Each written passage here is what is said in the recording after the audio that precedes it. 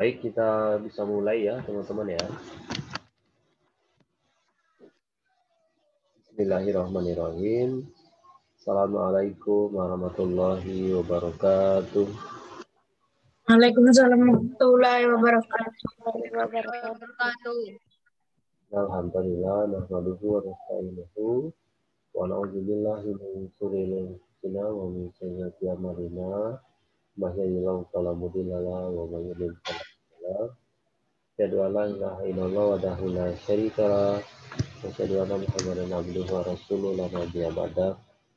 Alhamdulillah, puji dan syukur karya Allah Subhanahu wa taala pada kesempatan pagi hari ini kita diberi kesempatan sehingga kita dapat bermuajahah, bersilaturahim, bertatap maya di virtual Zoom di room meeting tanggal 19 bulan Januari 2021. Yang pertama masuk, subhanallah, ada Kevin tadi, kemudian disusul sama Karan, Dava. Boleh silakan ini kameranya, saya mau lihat. Ada Rizky yang belum mandi, ada Irsa Fauzan, ada Musyari Rashid tadi sudah buka lagi Rashid. Ada Ahmad Zaki tadi sudah dibuka, sudah lihat, buka lagi ya. Dava belum dibuka lagi tadi. Ada Dayan dan ada Abdul Hamid Ibrahim. Luar biasa teman-teman ya, kita tunggu teman-teman yang lain untuk bisa bergabung. Ustaz chat sekali lagi ke teman-teman yang bisa gabung. Nah, pada kesempatan pagi hari ini mari kita awali dengan sama-sama melafazkan lafaz basmalah. Bismillah dan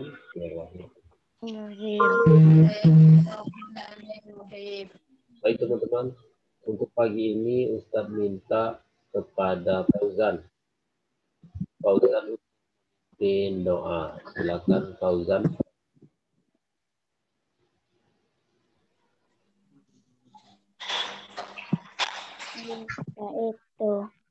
Mustahil.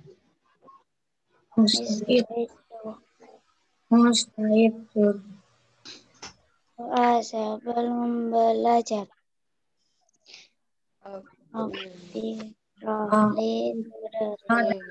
Ayah silhi amri wahlul uqdatan min lisani yafqahu qawli ilma warzuqni fahmi ya rabbal alamin.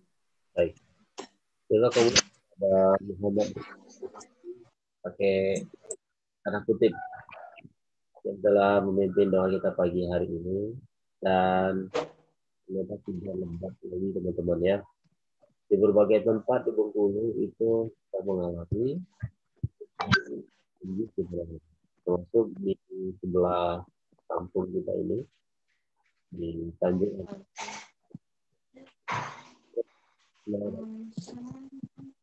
Wah, akhirnya dan kepada kita semua berubah ya. Nah, pagi hari ini kita akan belajar tentang, sebelum kita masuk ke bahasan pagi hari ini, Ustadz pengen tanya, tadi malam ada yang sholat tahajud ya? Ada? Ya. Rizky, sholat belum? Sholat tahajudnya? Enggak. Oke, satu pekan ini siapa yang sudah sholat tahajud 7 kali? Yang sholat tahajud 6 kali? Ada? Yang tahajudnya 5 kali? Yang tahajudnya 4 kali? Boleh langsung angkat tangannya begini ya. Yang sudah tahajud 3 kali? Isa Fauzan. Yang sudah tahajudnya minimal 2 kali? Oke, ada 1 orang. 1 kali. Oke, ada. Ada 1, ada 2, ada 3 ya. Luar biasa. Mudah-mudahan nanti teman-teman bisa menyemangati yang lain karena fadilah dari sholat tahajud luar biasa ya. Itu pekan kemarin. Nah, pekan ini yang sering kita lakukan setiap hari. Kita akan tentang sholat sunnah juga. Sholat sunnahnya apa? Duha. Sunnah duha ya. Baik. Kita langsung lihat saja apa pengertian dari sholat sunnah duha. Teman-teman kalau misalnya mau lihat buku, boleh di buku itu ada di halaman 73, 74, 75, 76. Nah, Ustaz akan buka materinya dan bisa bacakan sama-sama. Nanti mungkin juga minta bantu dari teman-teman membacakan juga. Nah, ini dia. Kita ambil dari beberapa sumber yang insya Allah terpercaya. Oke, baik. Bismillahirrahmanirrahim. Sholat duha, kebaca ya? Oh, belum ya? Share screen dulu, Ustaz. Baik. Nampak ya? Oke, baik. Sholat duha adalah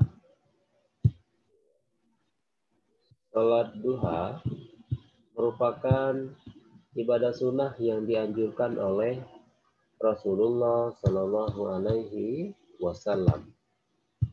Sebab terdapat keutamaan dan manfaat sholat duha yang begitu besar.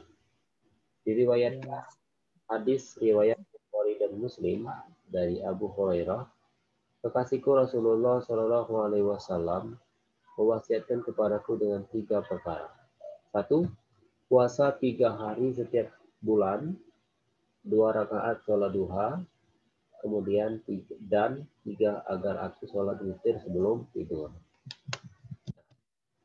Itu adalah keutamaan dari sholat duha. 1. Dibuatkan istana di surga.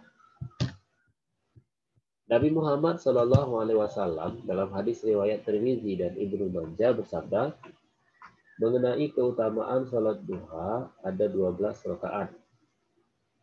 Bagi yang mengerjakan akan diberikan Allah SWT istana di surga. Jadi barang siapa sholat duha 12 rakaat, Allah akan membuatkan untuknya istana di surga. Jadi maksimal mengerjakan sholat duha itu adalah 12 rakaat. Setiap 2 rakaat itu salam. Ya. Kemudian keutamaan yang kedua adalah diampuni dosanya. Allah SWT akan mengampuni umatnya yang mengerjakan sholat duha di pagi harinya.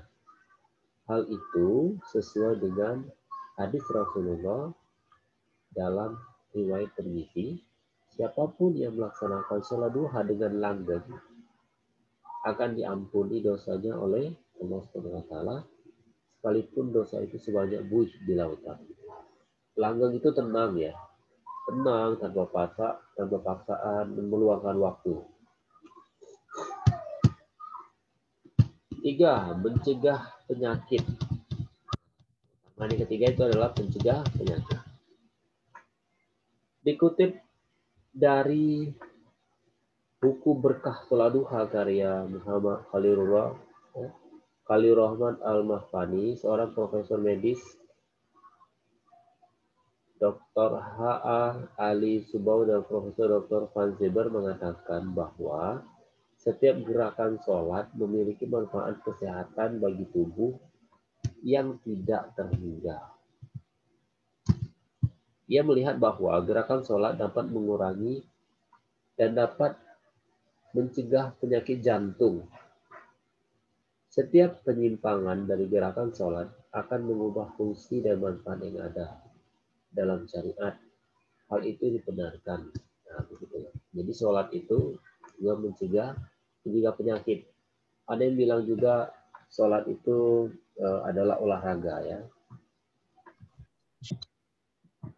Di manfaat yang keempat, keutamaan yang keempat adalah manfaat sholat duha adalah Nah, dalam hadis riwayat Tirmizi, Rasulullah Shallallahu Alaihi Wasallam bersabda, sesungguhnya Allah Ta'ala berfirman, wahai anak Adam, bersolatlah untukku 4 rakaat pada permulaan siang, niscaya akan aku cukupi kebutuhanmu pada sore harinya. Manfaat duha untuk rezeki ya. Kemudian keutamaan yang kelima adalah waktu terbaik untuk berdoa. Waktu mustajabah untuk berdoa ya. Anas bin Malik radhiyallahu anhu berkata, saya melihat Rasulullah SAW pada waktu berpergian melakukan sholat duha sebanyak 8 rakaat. Setelah beliau selesai bersabda, sungguhnya saya sholat penuh dengan harapan dan kecemasan. Saya ulang lagi ya. Sesungguhnya saya sholat penuh dengan rasa keharapan dan kecemasan. Saya memohonkan kepada Allah 3 hal, lalu dikabulkannya 2 dan ditolak yang satunya. Saya mohon supaya umatku jangan diuji dan dikabulkan. Saya memohon pula agar umatku tidak dapat dikalahkan oleh musuhnya, dan ini pun dikabulkan. Lalu saya mohon agar umatku jangan sampai terpecah belah menjadi beberapa golongan, dan ini ditolak. Waktu terbaik untuk berdoa ya. Intinya adalah duha itu sangat mustajabah, salah satu waktu yang tepat untuk kita berdoa. Itu intinya ya teman-teman ya. Jadi kita sudah memahami hadis yang disampaikan tadi. Nah, yang keenam, dapat pahala setara dengan umroh. Dikutip dari buku Rahasia Kedahsyatan Sholat Sunnah setahun penuh, barang siapa yang mengerjakan sholat fajar, sholat subuh berjamaah, kemudian ia setelah usai duduk mengingat Allah yang matahari terbit, lalu sholat 2 rakaat duha, ia mendapatkan pahala seperti pahala haji dan umroh, sempurna, dan sempurna. Jadi ada kebiasaan para sahabat itu, dan bisa juga kita tiru teman-teman ya. Kebiasaannya adalah saat sholat sudah sholat subuh itu berdiam diri di masjid. Ngapain aja Ustaz? Berdiam diri saja, tapi tidak ngobrol yang aneh-aneh ya. Berinteraksi dengan Al-Quran, misalnya ikut diskusi tentang keislaman, begitu kan. Kemudian pas waktu sholat duha masuk, namanya waktu syuruk ya. Syuruk kemudian sholat 2 rakaat. Nah, itu setara pahalanya dengan pahala umroh. Disebutkan bahwasanya pahala haji dan umroh. Pahalanya itu sempurna, dan sempurna. Nah, begitu ya. Nah, mungkin kita juga pernah mendengar bahwasanya sholat itu adalah, kalau tadi sholat itu olahraga ya, saya sebutkan ya. Sholat itu olahraga. Maka sholat ini juga adalah sedekah. Sedekah apa Ustaz? Sedekah untuk seluruh tubuh. Makanya orang sering bilang tuh, udah sedekah belum pagi ini? Nah, begitu. Jadi sedekah pagi itu kita bisa sedekah dengan harta, uang. Namun yang lebih penting juga adalah sedekah bagi seluruh tubuh. Nah, sedekah yang utama bagi seluruh tubuh itu adalah sholat duha. Hendaklah masing-masing dirinya setiap pagi bersedekah untuk setiap ruas tulang badannya. Maka setiap kali bacaan tasbih adalah sedekah, setiap kali bacaan tahmid adalah sedekah, setiap kali bacaan tahlil adalah sedekah, setiap kali bacaan takbir adalah sedekah, dan menyuruh kepada yang ma'ruf adalah sedekah, dan mencegah yang mungkar adalah sedekah, dan sebagai ganti itu semua, cukuplah melakukan 2 rakaat sholat duha. Nah, luar biasa sekali ya. Karena sedekah ini luar biasa. Sedekah itu memberikan kebaikan kepada orang lain, kan begitu ya. Nah, duha itu mewakili semuanya. Duha mewakili semuanya, yaitu sedekah kepada diri sendiri untuk seluruh tubuh. Dan tentunya teman-teman juga sudah familiar sekali dengan duha. Tinggal lagi kita untuk konsisten. Ini adalah keutamaan yang ke-8, mendapat keuntungan yang besar. Dari Abdullah bin As radhiyallahu an yang berkata Rasulullah SAW berkata, mengirim sebuah pasukan perang, Nabi Muhammad SAW berkata, perolehlah keuntungan atau ghanimah dan cepatlah kembali. Mereka akhirnya saling berbicara tentang dekatnya tujuan tempat perang dan banyaknya ghanimah yang akan diperoleh dan cepat kembali karena jaraknya yang dekat. Lalu Rasulullah SAW berkata, maukah kalian aku tunjukkan kepada tujuan paling dekat dari mereka? Paling banyak ghanimah dan cepat kembalinya. Jadi Rasulullah itu membandingkan. Karena mereka tadi bilang, datang cepat, banyak ghanimah itu rampasan perang. Kemudian cepat kembali. Kemudian mereka menjawab, pertanyaan Rasulullah itu, ya. Rasul berkata lagi, barang siapa berwudu, kemudian masuk ke dalam masjid untuk melakukan duha, dialah yang paling dekat tujuannya, lebih banyak ghanimahnya dan lebih cepat kembali. Jadi sebenarnya duha itu keutamaannya memang dikerjakan di masjid ya, duha itu. Tapi nggak apa-apa kita kerjakan di rumah, ya. Jadi demikian. Maksudnya lebih cepat itu tujuannya lebih cepat nyampai. Keutamaan yang tadi kita sebutkan itu lebih cepat dapat, gitu ya. Kemudian yang terakhir adalah manfaat sholat duha, yaitu sholat orang yang kembali taat. Keutamaan dan manfaat sholat duha yang terakhir adalah menjadi sholatnya orang-orang yang kembali taat. Dalam hadis riwayat Ibnu Zubair, tidaklah menjaga sholat sunnah duha melainkan awam atau orang-orang yang kembali taat. Nah, inilah 9 keutamaan dari sholat duha yang bisa Ustadz share melalui screen ini ya. Dan kita kembali ke sholat duha ini untuk kita ketahui bahwasanya ada sholat duha itu adalah yang dilakukan seseorang muslim ketika matahari sedang naik.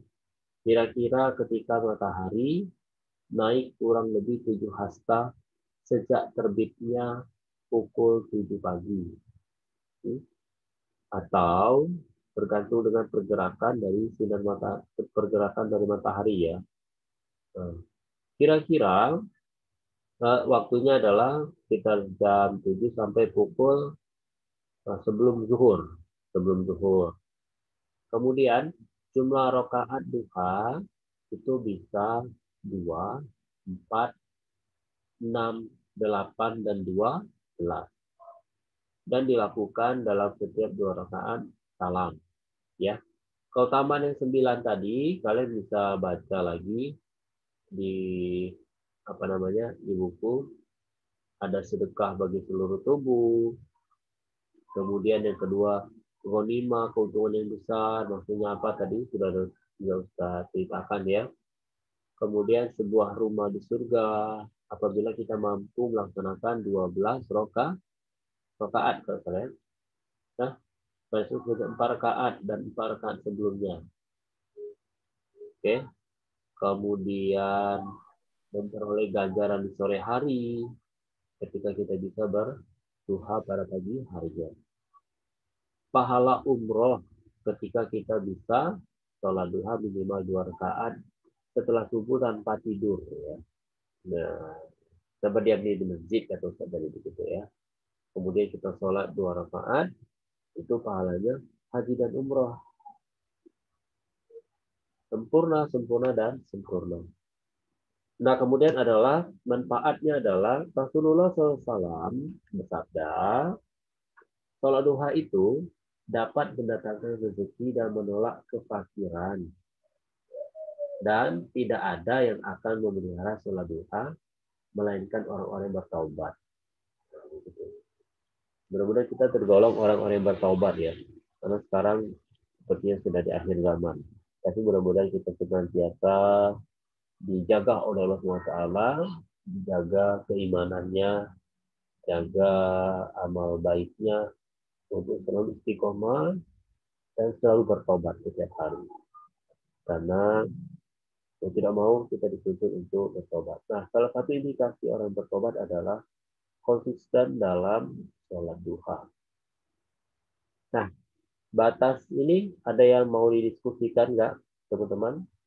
Sambil yang belum kirim chat nama, silakan di chat namanya sebagai kehadiran hari ini ya. Ada? Ada belum? Kalau belum ada, berarti Ustadz lanjutkan. Nah, tata cara sholat duha seperti biasa. Tata cara sholat duhanya adalah seperti sholat sunnah lainnya dengan 2 rakaat salam. Nah, ada surat yang dianjurkan untuk dibaca pada saat sholat duha. Surah yang pertama itu tentu surah Ad-Duha. Yang kedua adalah surah Asy-Syams. Saya pikir semua kita sudah memahami dan paham ya. Surah Ad-Duha bagaimana, surah Asy-Syams bagaimana ya. Wad-duha wal-laili idza saja. Wadda'a rabbuka wa ma qala. Walal akhiratu khairul laka minal ula. Watarda alam yajidka yatiman fa'awa wajadaka dhalan fahada wajadaka ilan fa'aghra mal ma fala taqhar wa amma sa'ila fala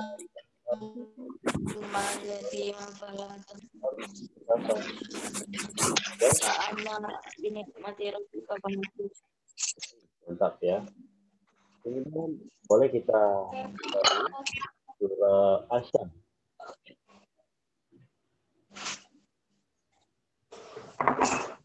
Wasamsi wa duhaha. A'udzubillah minasyaitonir Bismillahirrahmanirrahim. Wasyamsi wa duhaha wal qamari idza talaha wan nahari idza jallaha wal laili idza saha sama banaha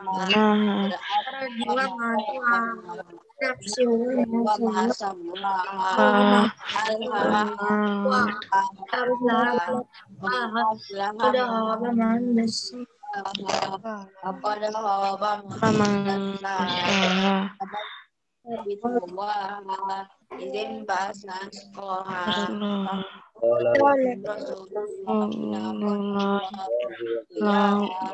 maka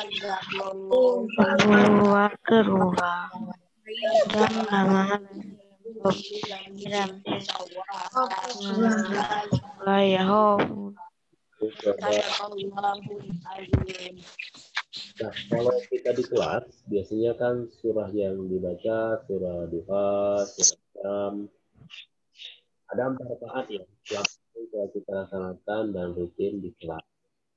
Dan di laporan ibadah, nah itu ya, di laporan ibadah teman-teman, saya sudah lihat untuk boleh konsisten. Kita kami bisa nggak ditambah? Bisa. Setelah kita mengetahui yang telah ditetapkan dari sholat duha ini, maka teman-teman boleh menambah untuk sholat duhanya. Dan tentu juga untuk sunnahnya.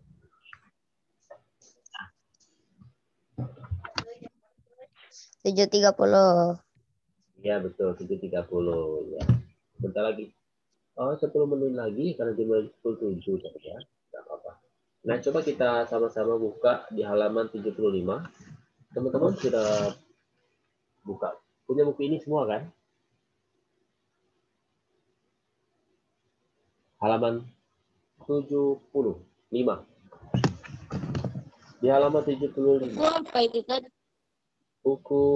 Buku apa itu, Tat? Kalian nggak punya buku Arosyad? BPI. Ya, ada kan? Enggak. Oh, Enggak. enggak ya. Enggak tahu ya. Umar melaksanakan sholat duha setelah sholat subuh sekitar pukul 5. Itu langsung salah itu. Kurang tepat ya. Sikapnya tidak tepat. Salah ya. Kenapa? Umar melaksanakan sholat duha setelah pukul 5. Maaf. Umar melaksanakan sholat duha setelah sholat subuh sekitar pukul 5. Salah ya. Kenapa? Sholat duha tadi pukul berapa dimulai? Itu begitu. Pukul 7. Tadi itu begitu. Penggalan sebenarnya bukan pukul 7 saja. Kalau subuh kita lebih awal, maka duhanya juga lebih awal. Mus'ab selalu melaksanakan sholat duha meskipun sedang dalam kondisi sakit. Boleh atau tidak? Boleh. Ya. Jadi sakit itu tidak menjadi alasan bagi kita untuk tidak sholat, apalagi sholat wajib. Sholat wajib itu dilaksanakan secara kontinu, namanya wajib. Kalau tidak dikerjakan kita berdosa, begitu ya. Dikerjakan kita mendapatkan pahala. Maka dalam kondisi apapun kita tetap sholat. Nah, kalau kita tidak bisa sholat pada saat sakit seperti biasanya, tidak bisa berdiri, maka kita duduk. Jika kita tidak bisa duduk, maka kita berbaring. Jika tidak bisa berbaring, kita hanya dengan gerakan mata atau gerakan anggota tubuh yang lain. Gerakan isyarat ya. Nah, jika kita ingin melaksanakan sholat sunnah duha pada saat sakit, itu sangat dianjurkan. Kan begitu ya. Jadi sholat sunnah ketika kita sakit itu juga luar biasa. Dan Allah itu melihat tantangan dari kita sendiri ya. Namun mudah-mudahan teman-teman senantiasa diberikan kesehatan dari Allah Subhanahu wa Ta'ala. Kemudian yang ketiga, Zaid lebih memilih bermain dan bercanda daripada melaksanakan sholat duha. Tepat atau tidak tepat? Salah ya. Tidak tepat. Tidak.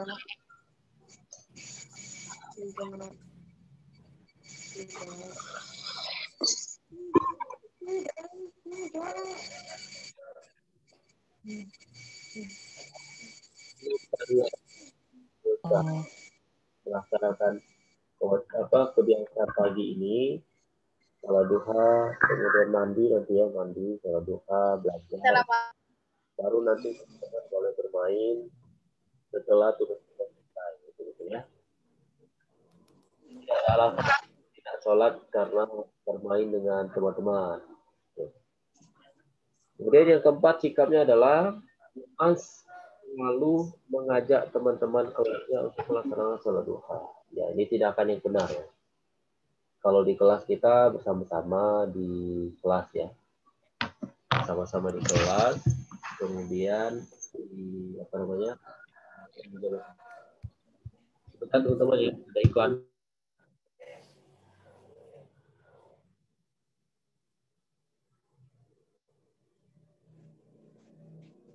Nani?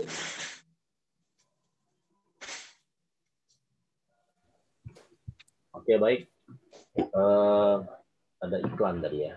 Ada iklan. Baik. Saya tanya dulu sebelum kita habis waktu ini. Yang rutin melakukan duha 12 rakaat ada nggak? Yang sudah pernah. yang sudah pernah melaksanakan sholat duha 12 rakaat? Ada ya, satu orang. Baik, yang pernah sholat 12 rakaat. Siapa? Tadi saya lihat tadi. Makanya dibuka ada 2 orang. Tandanya yang sudah itu angkat tangan atau raise hand di reaction laptopnya. Ada 2 orang ya. Oke, 2 orang atau 1 ini? Yang sudah pernah sholat duha 10 rakaat. Ada? Kalau tidak mau raise hand, boleh angkat tangan langsung begini ya. Yang sudah pernah sholat duha 8 rakaat. Oke, 1, 2 orang 8 rakaat ya. Berarti yang sudah ini nanti tidak terhitung lagi ya. Yang sudah pernah sholat duha 6 rakaat. 1, 2. Yang sudah 8 sudah 6 berarti. Sudah angkat 3. Oke. Dapat 4. Yang sudah sholat duha, yang pernah sholat duha 4 rakaat. Semuanya ini ya, nggak perlu ditanya lagi. Ya betul. Kebiasaan kita adalah 4 rakaat. Sip, mantap.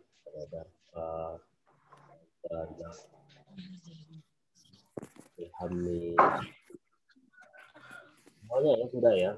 Oke, Ustaz Fauzan, Farel.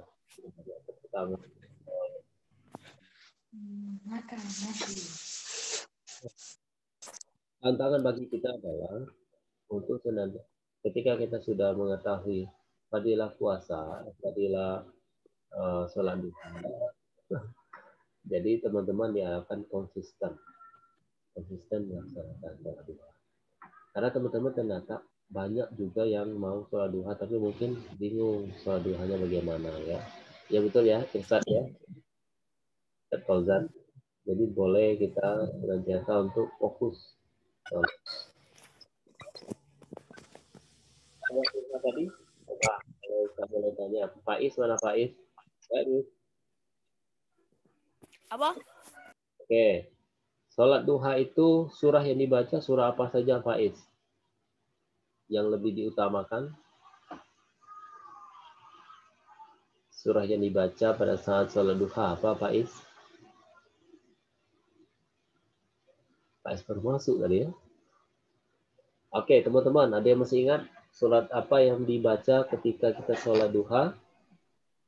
Ad-Duha sama Asyam. Surah Ad-Duha dan surah Asyam. Surah Duha itu tentang keutamaan pagi. Kalau surah Asyam itu maknanya luar biasa. Demi matahari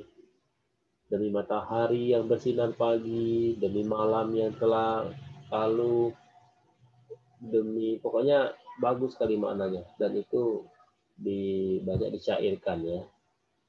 Ada lagunya itu. Demi matahari bersinarnya di pagi hari, demi malam apabila ia mengiringi, demi siang hari bila menampakkan dirinya.